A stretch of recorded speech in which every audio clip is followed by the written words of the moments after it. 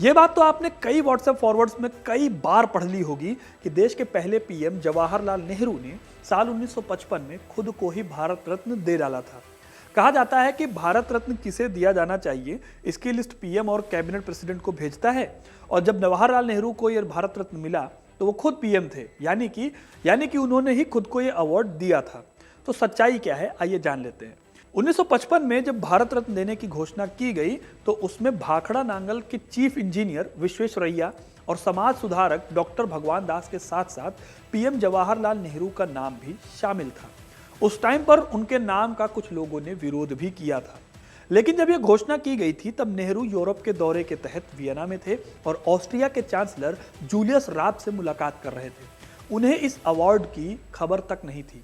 नेहरू ने अपने इस दौरे में कई देशों की यात्रा करके डील साइन की थी। इसमें सबसे इंपॉर्टेंट थी यूएसएसआर के साथ की गई हेवी इंडस्ट्री लगाने की डील। इसीलिए जब नेहरू वापस लौटे तो खुद प्रेसिडेंट राजेंद्र प्रसाद प्रोटोकॉल तोड़कर उनसे मिलने गए और बाद में राष्ट्रपति भवन में एक पार्टी थी। इस पार्टी में ही उन्होंने नेहरू को लेकर कहा कि ये हमारे समय के शांति के सबसे बड़े वास्तुकार हैं। इसी पार्टी में उन्होंने अवार्ड देने की जिम्मेदारी भी ली, क्योंकि उस समय अवार्ड कैबिनेट दिया करता था और आज भी यही परंपरा है। प्रेसिडेंट ने कहा कि यह कदम मैंने स्वविवेक से अपने प्रधानमंत्री की अनुशंसा के बगैर व उनसे किसी सलाह लिए बिना उठाया है। इसलिए एक बार कहा जा सकता है कि यह निर्णय अवैधानिक है, लेकिन मैं जानता हूं कि मेरे इस फैसले का स्वागत पूरे उत्साह से किया जाएगा। और आगे ऐसा ही हुआ। सभी ने प्रेसिडेंट के इस फैसले का स्वागत किया।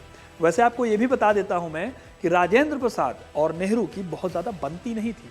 नेहरू मॉडर्न विचारों के साथ चलने वाले व्यक्ति थे, सेकुलर थे, तो वहीं राजेंद्र प्रसाद परंपराओं के पालन पर ध्यान देने की वकालत करते थे। एक तरफ जहां नेहरू प्रसाद की जगह पर सी राजगोपालाचारी को राष्ट्रपति बनते देखना चाहते थे, वहीं दूसरी तरफ हिंदू कोड बिल को लेकर नेहरू से राजेंद्र प्रसाद काफी खफा रहते थे। लेकिन इन दोनों के मतभेद के बीच मन का भेद नहीं था। इसलिए ही जब नेहरू की लगातार 1 साल तक की गई यात्रा इतनी सफल हुई, दुनिया भर में उनकी कई तारीफें हुई, तो 1954 में शुरू हुए इस अवार्ड के अगले ही साल खुद राजेंद्र प्रसाद ने उन्हें यह अवार्ड दिया। अब एक इंटरेस्टिंग बात और भी है। भारत रत्न जब दिया जाता है तो एक प्रशस्ति पत्र पढ़ा जाता है जिसमें जीतने वाले की अचीवमेंट्स बताई जाती है।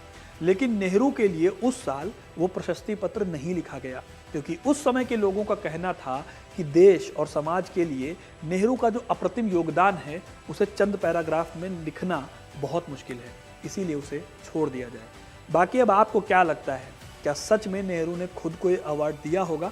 कमेंट में अपनी राय ज़रूर बताइएगा और ऐसी तमाम इंटरेस्टिंग कहानियों के लिए हिस्ट्री कनेक्ट को सब्सक्राइब ज़रूर करें। धन्यवाद।